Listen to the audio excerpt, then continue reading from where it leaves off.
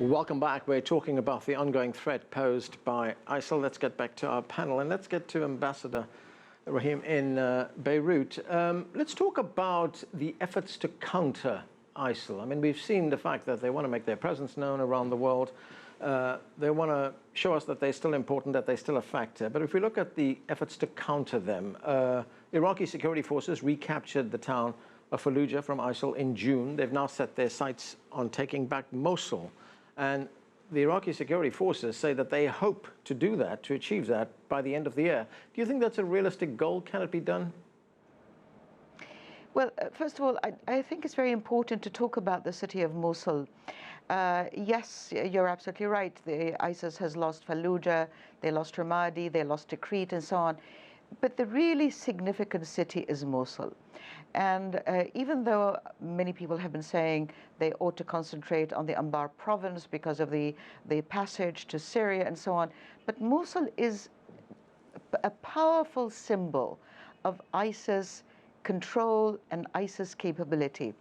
Never forget that the Islamic State was announced by Baghdadi from a mosque in Mosul. And so Mosul, rather than anywhere else in Iraq or anywhere else in Syria, is in fact the sort of epicenter of where ISIS feels its power, its strength, its prestige lies. This is a very symbolic city. Now, there are many reasons why the battle for Mosul has been delayed and why they went for Ramadi and Fallujah and Tikrit before that. There was the issue of proximity to Baghdad and stopping infiltration from Fallujah into Baghdad. But more than that, Mosul is a city of 1.5 million people. The UNHCR is expecting 1 million IDPs, internally displaced people, to flow out of Mosul when the battle gets started. And the very important element is the political complexity of Mosul after ISIS.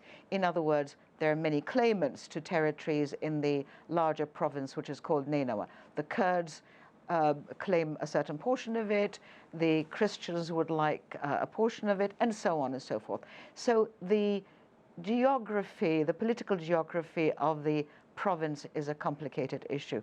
However, the city itself remains a symbolic issue for ISIS and, of course, for Iraq. So it's going to be a very complicated issue logistically, organizationally, and therefore, in my view, I find it very difficult to see how Mosul, the city, can be liberated by the end of the year. I think it's rather unlikely. They're beginning to eat away at the edges of Mosul, but to actually enter the city and declare victory in the way that they did in Ramadi, in the way they did in Fallujah, is, I think, a long shot for the end of the year. Right, Michael, if we look at the broader effort to counter ISIL, we look at Libya, for instance, where the group has got something of a foothold. The United States has begun bombing targets, ISIL targets in Libya. Does that signify that the US is going to get involved in a much bigger way in taking on ISIL? Well, it could well be the case. I mean, I'll state an obvious point, though I think I still need to state it nonetheless, and that's that scaling up military operations against ISIS certainly has its benefits, and it could be very good in the short term, and that it could destroy a lot of these people doing these horrific things. But at the end of the day, I think it would be naive to assume that for the U.S. or anyone else for that matter to step up airstrikes, military offensives, whatever the case may be, against this terrible group. It's not going to make the group go away in the long term. And that's because you have the deeper root issues. I mean, the ideologies that drive groups like ISIS and others, those are not going to go away.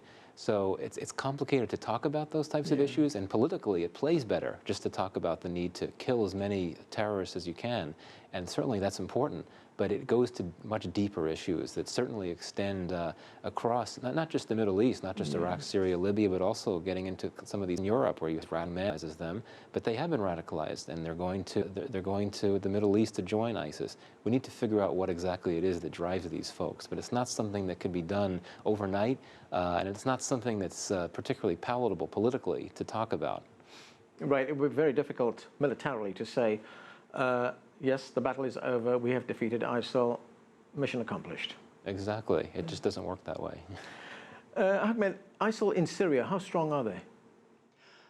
They're still very strong, although they have, as I mentioned, they have lost about a quarter of its territory in the past 1 year as a result of the coalition support to some of the groups, but mostly because of the Iranian and Russian involvement there and their support for the Assad regime, as well as the Hezbollah groups from Lebanon. So they have been able to not only prevent the advance of the ISIS, but also just seize some of its territory. But again, similar to Iraq, Syria also, there is just the political environment is very much complex and unstable. And there is also the sectarian divide. On the one hand, we see a Shiite axis of Iran, the Alawites in the government, and Hezbollah fighting a more Sunni insurgency, ISIS, Nusra group, and others. So that sectarian divide, which is played by Iran and Saudi Arabia mainly, but other regional countries are involved too, that will continue to play out. And as long as that environment is there, as long as there is not a regional consensus on the future of Syria, and some of these regional governments reduces their support for some of those groups fighting, I think the problem will exist. Ambassador, it seems ISIL is not short of any place that it wants to attack. The latest threat is against Russia now, and President Putin, it's made a threat in a video saying that it wants to carry out mass killings in Russia. What's the significance of that? What do you make of that? Well, I actually am not surprised, and in fact, it's been a long time coming. In the same way that that ISIS has hit at France because of France's very vocal and active fight against ISIS, and you know the French have been very upfront and really outspoken about wanting to fight ISIS. So now that the Russians are also doing it in Syria, it's not at all surprising that that ISIS is also threatening. And I would, if I were in Russia, if I were Russian, I would take those threats very seriously. So I'm sure that the Russian government is looking at this. But I want to go back to the issue of ISIS in Syria. And it seems to me that the Syrian situation is so much murkier because you have ISIS, you have Jabhat al-Nusra, which has just now decided to split off from Al-Qaeda, but God knows what that means. Is this a purely cosmetic act, and so on?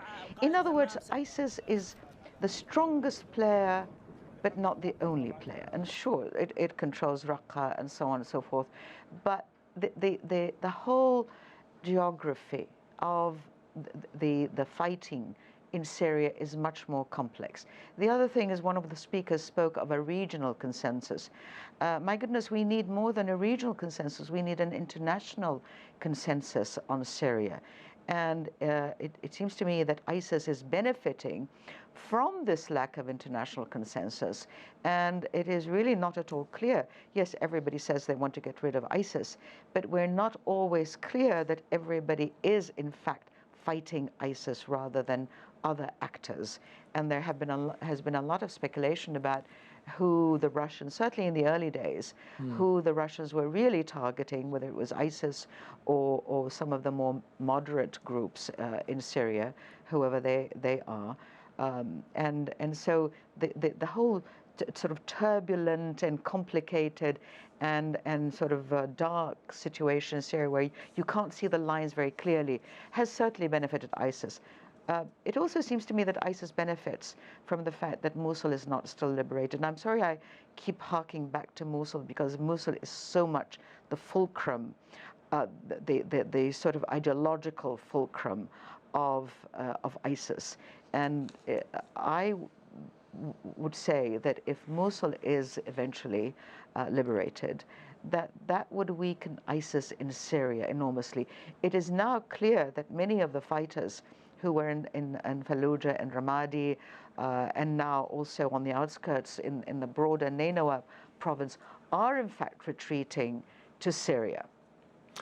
And we may well get a situation where there's a concentration of ISIS in Syria as they all pull out, and they're sending their families, by the way, and so on. And there are convoys that we can see of retreat. So they will concentrate in Syria, but that doesn't mean that they will be stronger in Syria. There will be a weakened ISIS, a much more vulnerable ISIS. So we have to look at the entire region and not just, Syria in isolation, Iraq in isolation. Okay, and that's where we have to leave it. We've run out of time. Thanks to all of you for joining us.